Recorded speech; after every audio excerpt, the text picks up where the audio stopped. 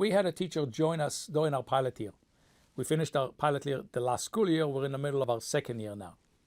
She joined us after having taught for 32 years. She taught. She was teaching 5th grade, and the topic that stumped her, the difficult topic that stumped her, was the Civil War. She knew the Civil War inside and out. She was not seeking to gain more content knowledge herself. She had everything she ever needed in terms of giving the facts, the stories to her students.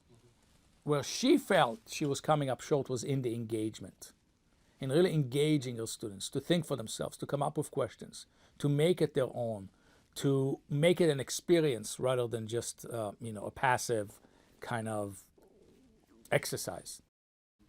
And so she really wanted to teach it well, but she lacked the pedagogy, she lacked the confidence, and she lacked the support to do it. And that's why she joined our program, hoping to overcome that.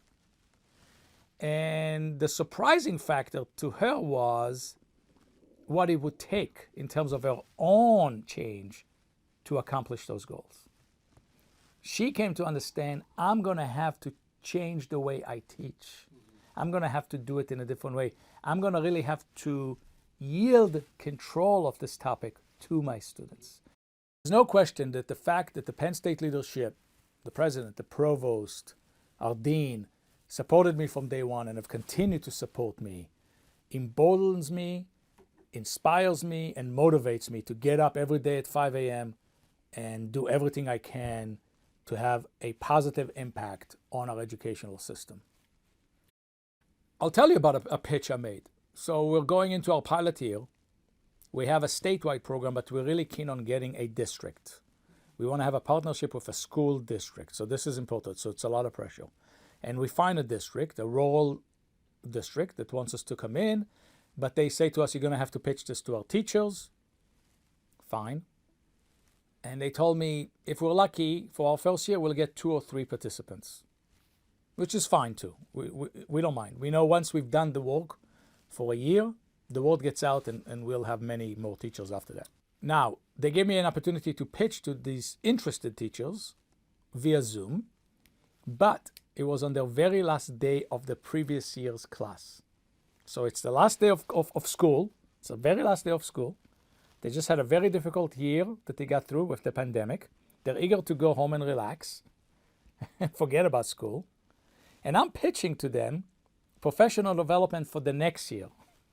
But what I'm pitching to them is a year-long program that starts in the summer, soon after this last day of school, that's intensive, that's going to really challenge them mentally, physically, spiritually.